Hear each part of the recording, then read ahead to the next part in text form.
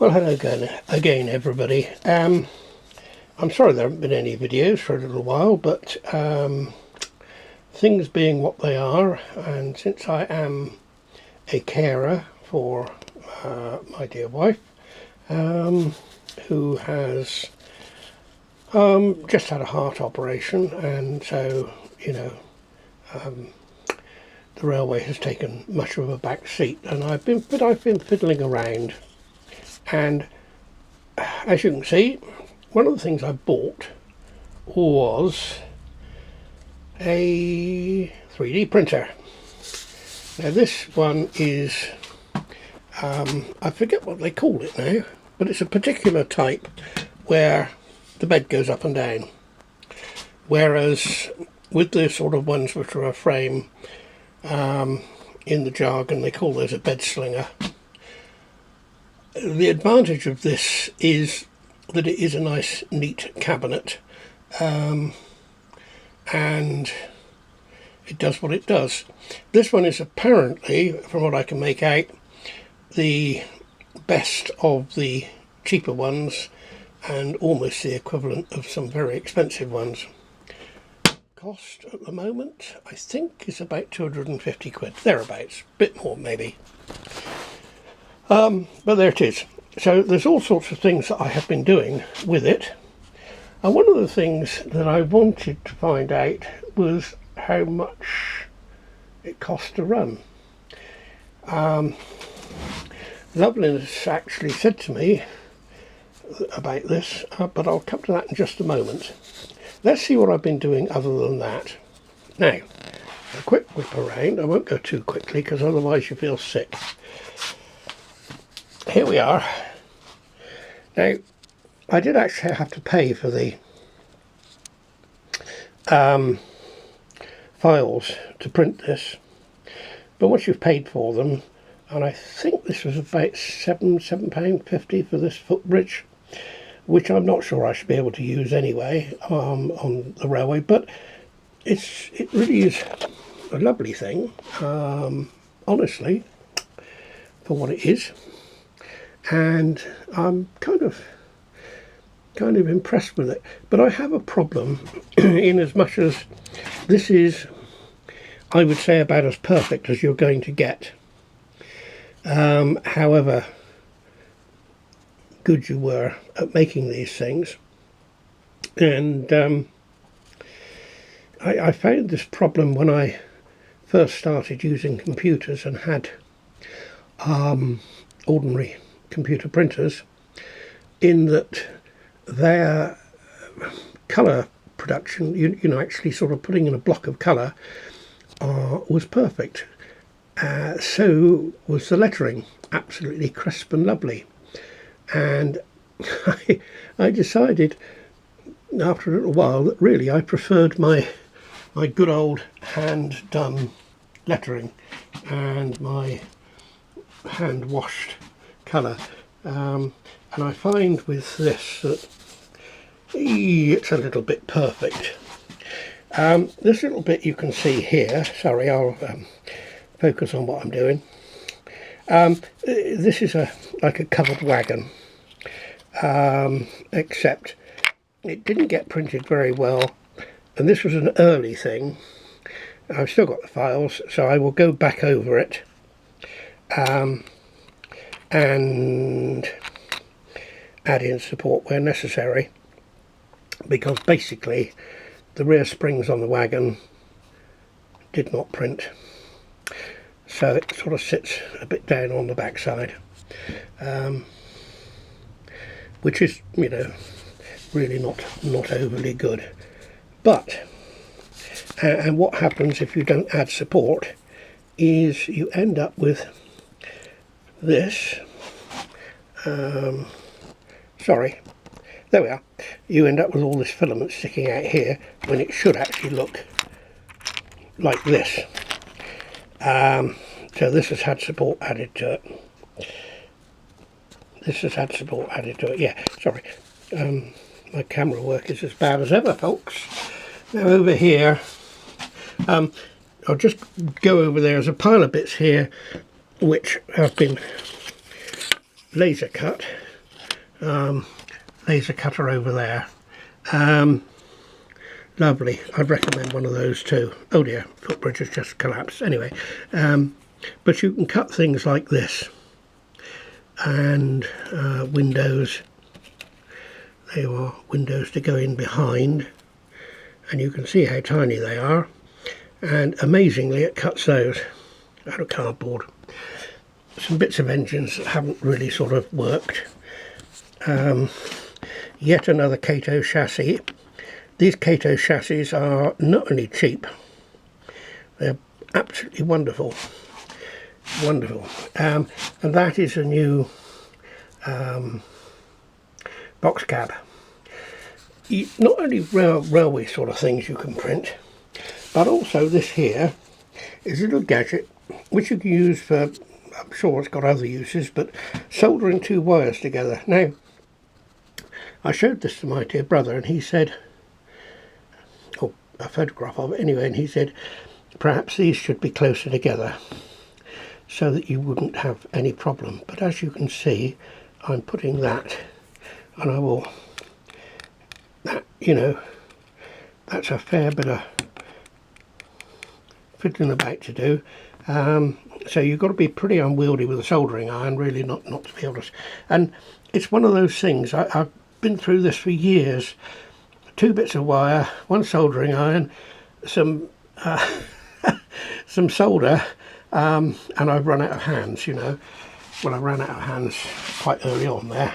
Okay, we'll slowly go over to this, and we will see that here we have cabs. Now, in various different sizes, it's the same file, but using the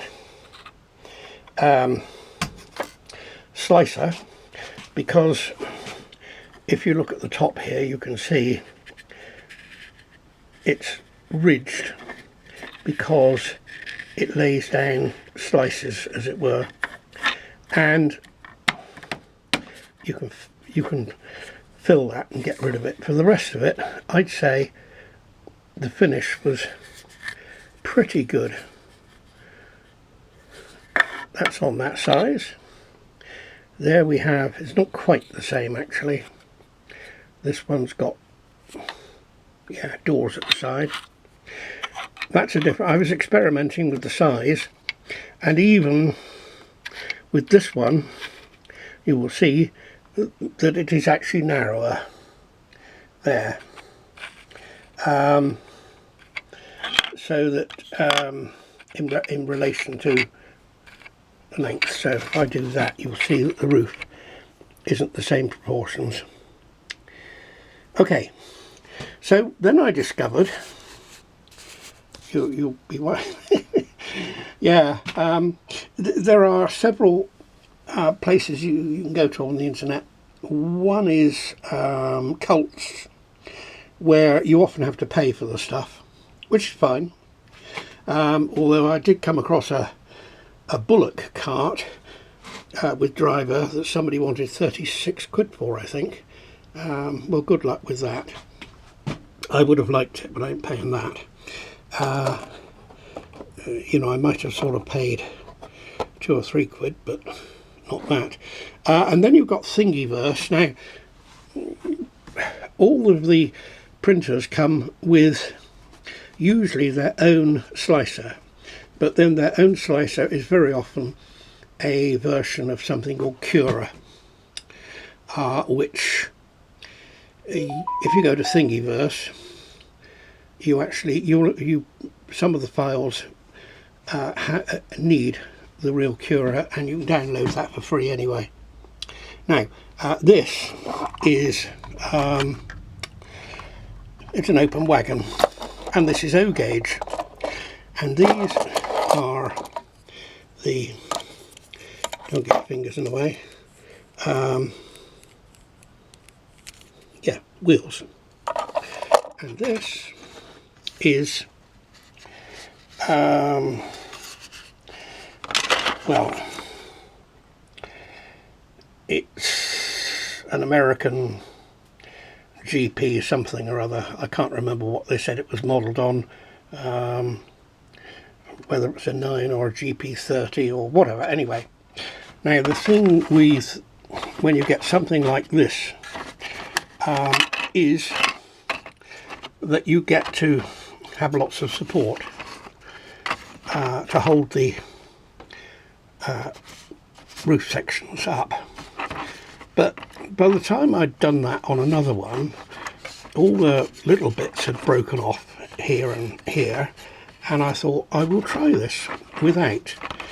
And I watched it very carefully, and when it got to here, it just left that in need of a wee bit of filler to make it look absolutely, I don't know which way around this bit goes, I shall have to look at the picture.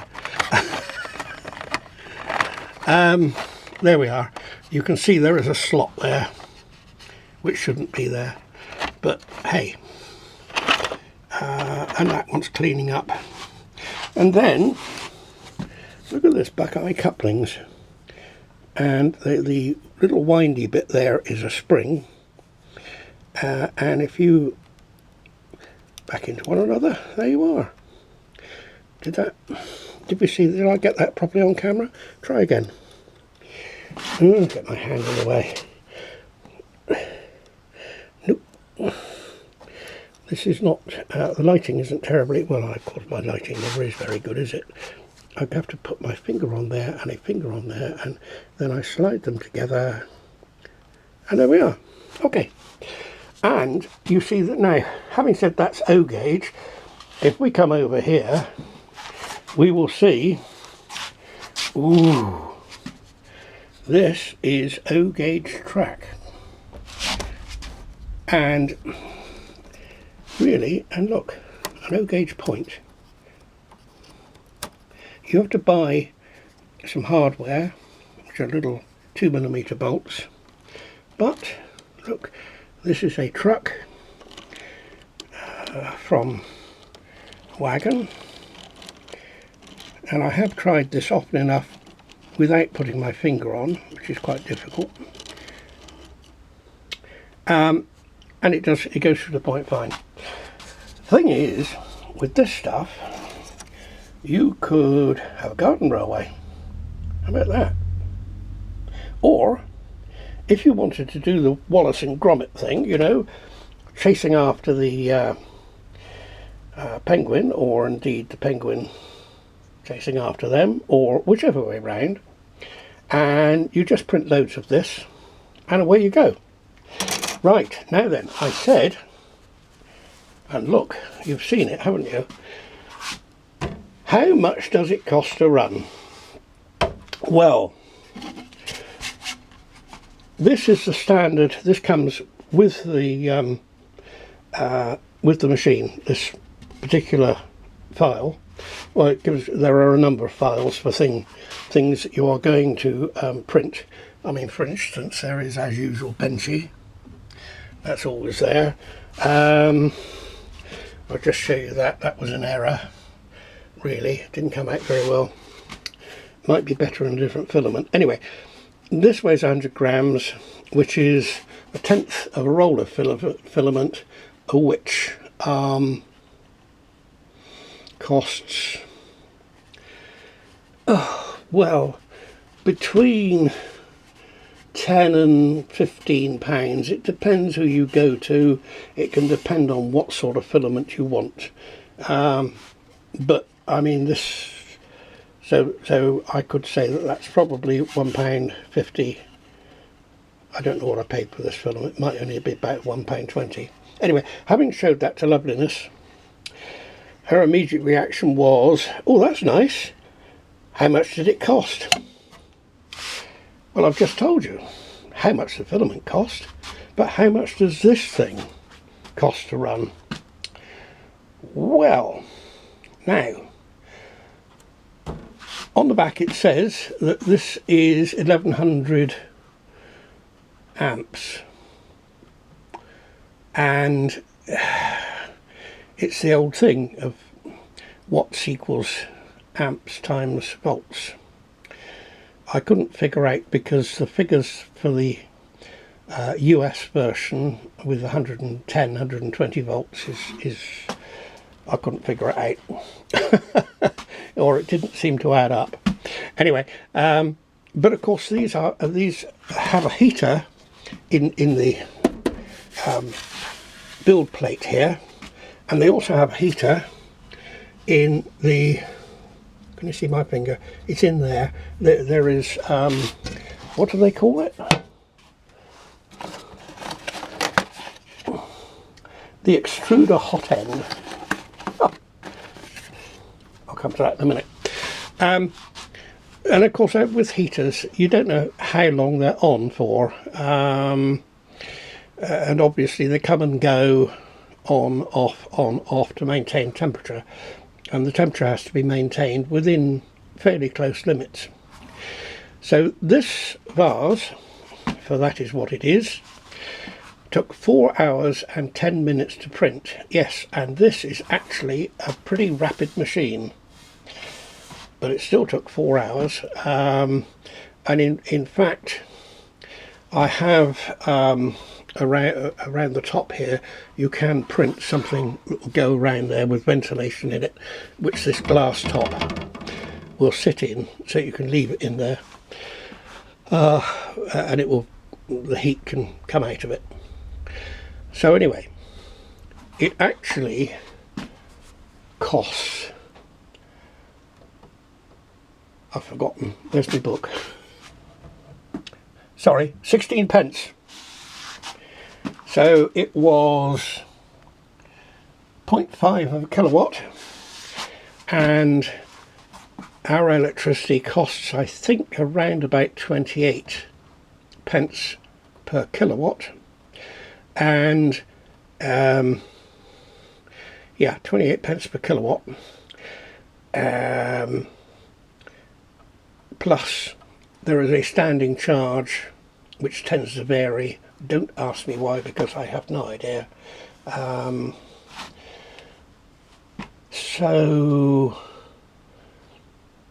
I sort of rounded it up to 30 pence and said, that's near enough, isn't it? So that gives you an idea that this cost probably, yeah, £1.50ish in total. I think it was about £12. Might have been 12, 13 pounds for that roll of filament. So that's it. What I have been up to and how much it costs. Surprisingly little. So when I suggest that you could have a whole handful of this stuff, which you are laying in front of you as you dash on through the house, it ain't going to cost you a lot. There. Okay. I really think that's about it. I've printed one or two other things, but nothing overly exciting. And I think... Oh, no, wait a minute. There was one thing I was going to tell you. Now, after just before Christmas, I bought the thing in November, and then just before Christmas, look at that. Now that is pretty nasty. Lighting, go round for the lighting. Yep, there we are. So I got hold of them and I said, it's all burnt. And some of the insulation from the heating wire had oozed out. And they said, well, send us a picture, and then we want the serial number, etc, etc. And in the finish they said, oh no, we need the order number. Well, I bought it through eBay from Elegoo US, and I'm now dealing with Elegoo UK. So I gave them I said to Elegoo US, what's the order number? And they said, oh, that's it there from eBay. And obviously that wasn't right. Anyway, this was £16 on their thing, and I thought, you know, I'm not going to go on and on for bloody £16. I had already ordered one because I thought, oh no, I need a spare. and it was £16, and then they added £9 for carriage. I mean, that's a ridiculous amount, and for £9 I should expect something large, bulky and quite heavy to be transported. You know, it's just all they had to do was stick it in an envelope and there you go. So anyway, I wasn't happy with them over that. The machine's very good, not impressed with the after sales service, but there we are. So okay, that's it folks. That's it. Excellent. We'll see you on the next one, no doubt.